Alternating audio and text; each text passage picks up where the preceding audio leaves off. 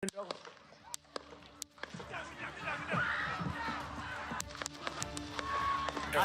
told them they need to post the guy over here.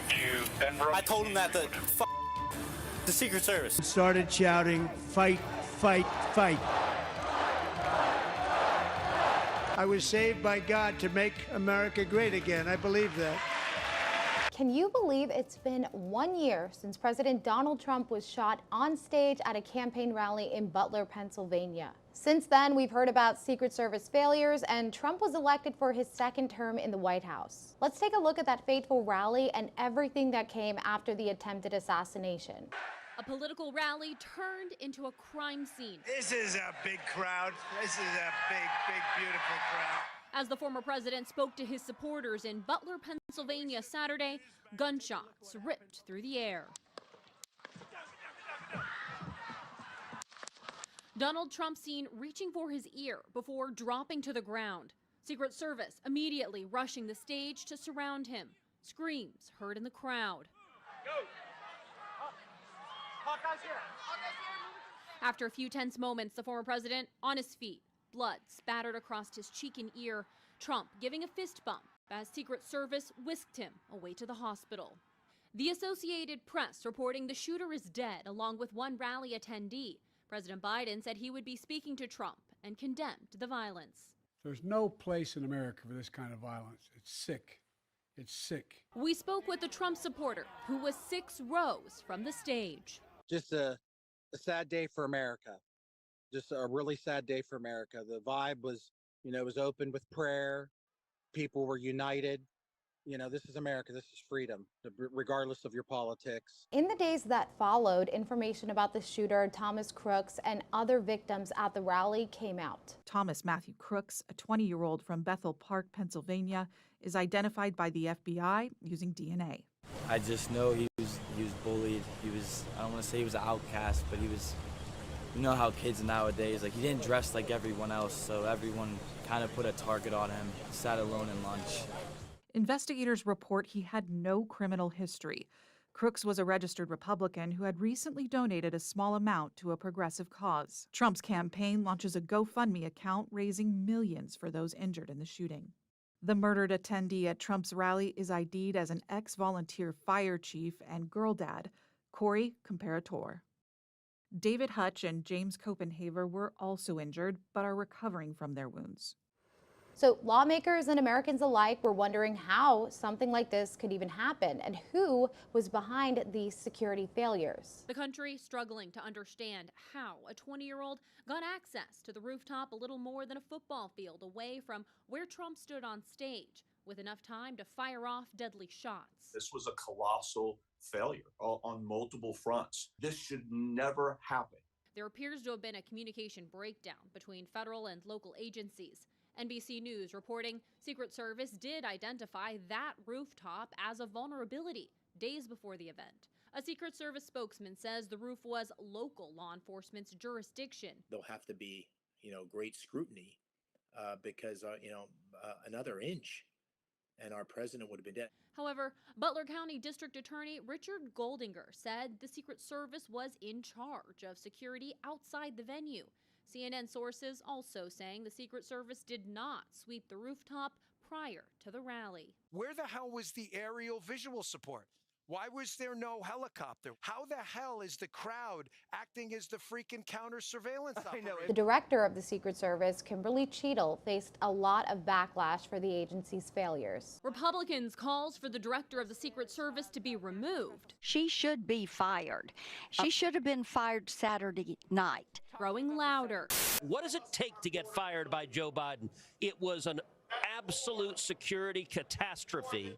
I'm prepared this morning to call on President Biden to fire to Director Cheadle. Tensions running high after GOP senators say top Secret Service and FBI officials ignored their questions on private briefing calls held Wednesday on the attempted assassination of former President Donald Trump. Kimberly Cheadle was on that call. Yes. The call was cut as the questions in the queue were lining up. That's right. The senators confronting Director Cheadle at the RNC. This is exactly what you were doing today on the call. Stonewalling.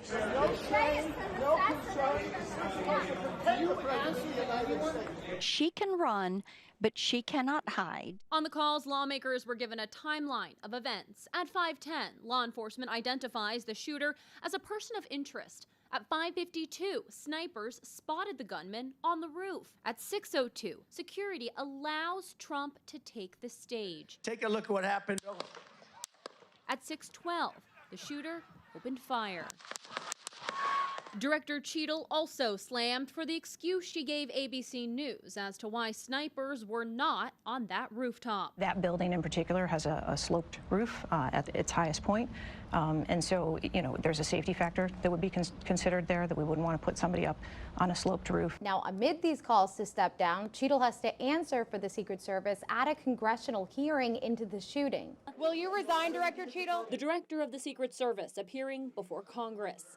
Tough questions coming from both sides of the aisle. Why was he allowed to take the stage with a suspicious person having been identified in the crowd? The Secret Service failure even more glaring because Trump was under a heightened security risk due to a credible threat from Iran. Republicans demanding clarification on reports that top agency officials had denied requests made by the agents protecting the former president for more resources. More than once they asked for additional help and you turned them down. What did they ask for and how many times did you turn them down? Pretty basic questions. So again, without having all of the details in front of me, sir. You didn't get briefed on that before you came to this hearing, knowing you were going to get asked that question? Because Donald Trump is alive, and thank God he is, you look incompetent. If Donald Trump had been killed, you would have looked culpable. Cheadle ends up resigning after her disastrous congressional hearing just 10 days after the shooting. I'm glad she did the right thing. Look, our reaction, the immediate reaction to her resignation is that it is overdue. She should have done this at least a week ago. The second in command, Ronald Rowe, quickly appointed as acting director. Homeland Security Secretary Alejandro Mayorkas writing, "I appreciate his willingness to lead the Secret Service at this incredibly challenging moment." Cheadle stepped down less than 24 hours after a disastrous hearing on Capitol Hill where lawmakers pressed her for answers on the security failures at Donald Trump's rally in Butler, Pennsylvania. This is not theater. This is not about jockeying. This is about the safety of some of the most highly targeted and valued targets internationally and domestically. President Biden releasing a statement thanking Director Cheadle for her decades of public service, adding, "As a leader, it takes honor, courage, and incredible integrity to take full responsibility for an organization tasked with one of the most challenging jobs in public service." At this point, people are pointing fingers at local law enforcement and the Secret Service who were at the rally. Local law enforcement ended up releasing body cam footage and text messages they sent identifying the shooter before Trump even took stage. I told them they need to post the guy over here. I told them that the Secret Service. I told them that Tuesday. I told them to post guys over here. More than an hour and a half before Trump took the stage in Butler, Pennsylvania, a local counter sniper finishing his shift took notice of the shooter, texting colleagues, "He knows you guys are up there." Here is an aerial view of the Trump rally site. You can see right here the stage Trump was standing on. The local counter sniper first spotted the gunman sitting on a picnic table at 4:26 p.m. right here. Another local counter sniper then takes photos of the gunman at 5:14 p.m. on this spot. The local snipers positioned in this building right here. Now, eventually the gunman makes his way to the roof of this building where he fires off shots at 6:11 p.m. A local SWAT team officer telling ABC News a set in-person meeting with Secret Service snipers ahead of the rally never happened. You had no communication with the Secret Service at all on that Saturday? Not until after the shooting. Members of Trump's personal Secret Service detail and top advisors say they were not informed local police were tracking a suspicious person. The new Secret Service Director, Ronald Rowe Jr., took up to the mantle during the congressional hearing, laying out the Secret Service's failures and how they would improve. I identified gaps in our security on July 13th and have implemented corrective actions. One of Rowe's first actions in charge, a trip to Butler, Pennsylvania, to see the rally site himself. What I saw made me ashamed. I cannot defend why that roof was not better secured. Rowe outlined changes he's already made, including increasing the use of drones to secure rooftops and elevated spaces, expediting additional resource requests by field agents, and expanding communications for teams on the ground. Also launching disciplinary investigations into the agents who made the decisions for the Butler rally. Senators on both sides anxious for swift accountability at all levels. People need to be held accountable and lose their jobs. Just like you have. Somebody to hold them accountable. Rowe pushing back on the pressure. I will tell you, Senator, that I will not rush to judgment, that people will be held accountable, and I will do so with integrity. In a rare news conference during the ongoing investigation, Rowe spoke directly to the American people about the shortcomings of the Secret Service on that deadly day. The Secret Service takes full responsibility for the tragic events of July 13th. This was a mission failure. The sole responsibility of our agency is to make sure our protectees are never put in danger. We fell short of that in Butler, and I'm working to make sure that this failure does not happen again. I'm focused on ensuring that the full resources of the Secret Service are utilized to safeguard our protectees, and I've implemented and will continue to implement changes to ensure that that happens. But I can say without a doubt that heroism was present that day. Secret Service agents rushed to the stage to shield the former president with their bodies within 3 seconds of bullets ringing out in an unflinching act of bravery. The Secret Service counter-sniper who neutralized the threat with a single shot undoubtedly saved countless lives. Remember, while this investigation is still going on, Trump is still campaigning for his presidency. He was literally at the Republican National Convention 2 days after the shooting. Many Trump supporters took to wrapping their ears with a bandage in solidarity with Trump's injuries. Trump took to the stage with his own bandage 5 days after the shooting, alongside the gear of Corey Comperatore. I started to, like this, turn to my right,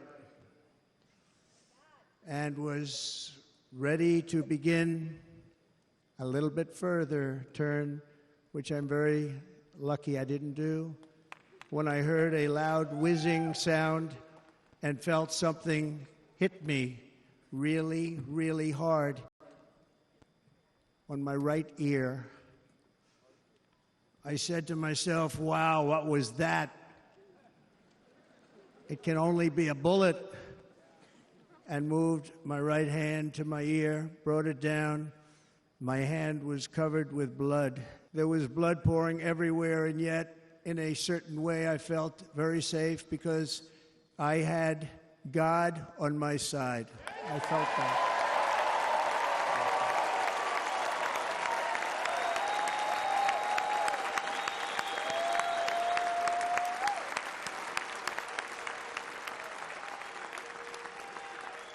The amazing thing is that prior to the shot, if I had not moved my head at that very last instant, the assassin's bullet would have perfectly hit its mark, and I would not be here tonight. We would not be together.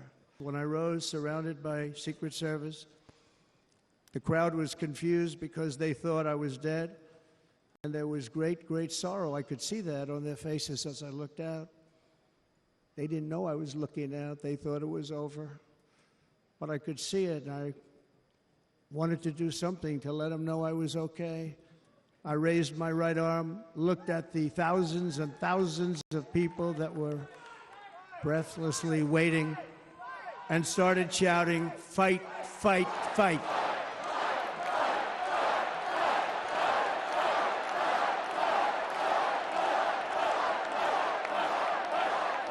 Thank you. Once my clenched fist went up, and it was high into the air, you've all seen that, the crowd realized I was okay and roared with pride for our country like no crowd I have ever heard before. Trump made good on his promise to return to Butler, Pennsylvania to finish off his campaign rally. And on October 5th, he once again addressed the crowd. Exactly 12 weeks ago this evening on this very ground, a cold-blooded assassin aimed to silence me and to silence the greatest movement, MAGA, in the history of our country. MAGA. We love MAGA. For 16 harrowing seconds during the gunfire, time stopped as this vicious monster unleashed pure evil from his sniper's perch, not so far away. But by the hand of Providence and the grace of God, that villain did not succeed in his goal, did not come close. Now, even after Trump won the presidency in November, he never forgot about the attempt on his life, and he made law enforcement a central theme during his cabinet selection. Will you pledge to us that you will open the books on all of the facts associated and around these assassination attempts, that you will make available to us and to the public, most importantly, all the facts so that we can ensure that this never happens again and that the needed reforms in the Secret Service are put into effect?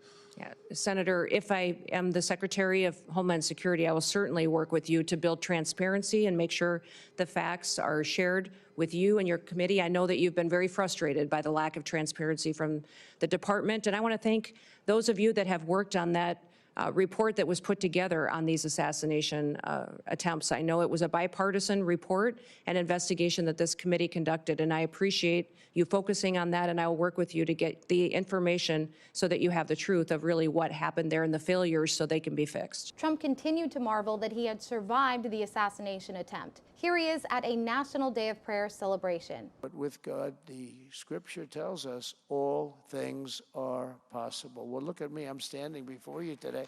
I shouldn't be here. I shouldn't be here.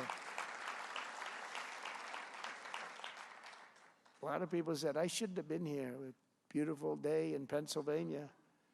It's a shot that should not have been missed. Well, it got me a little bit. It got me a little bit, but pretty amazing. My son, who's a great shooter, Don, both of them, Eric, they said it's like sinking a 1-foot putt from where that shooter was with that particular weapon. Don said, Dad, I'll tell you, you got saved by God. This is, you know, I shouldn't say this, but that was a big statement for him to make. He was moved, Eric, likewise, because it's, you know, you could say it's a miracle or you could say something, but it was really, it was God that saved me. Not only was he thankful for his own life, but he continued to honor the life and family of Corey Comperatore, even inviting them to his first address to Congress. Gunfire rang out, and a sick and deranged assassin unloaded 8 bullets from his sniper's perch into a crowd of many thousands of people.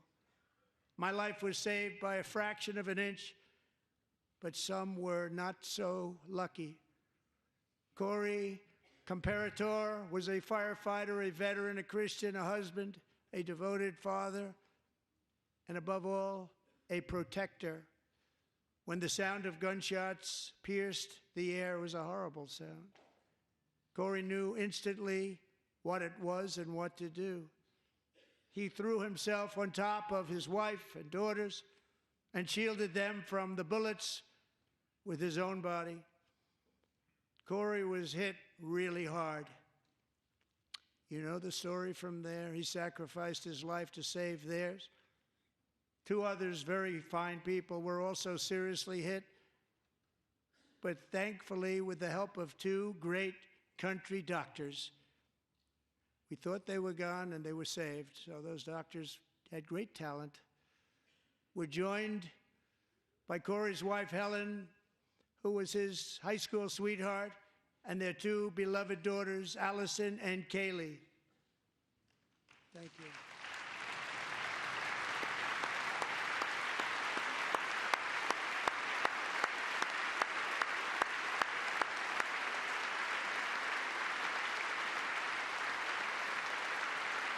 To Helen, Allison, and Kaylee, Corey is looking down on his 3 beautiful ladies right now, and he is cheering you on. He loves you. He is cheering you on. Corey was taken from us much too soon, but his destiny was to leave us all with a shining example of the selfless devotion of a true American patriot. It was love like Corey's that built our country, and it's love like Corey's that is going to make our country more majestic than ever before. I believe that my life was saved that day in Butler for a very good reason. I was saved by God to make America great again. I believe that. Thank you.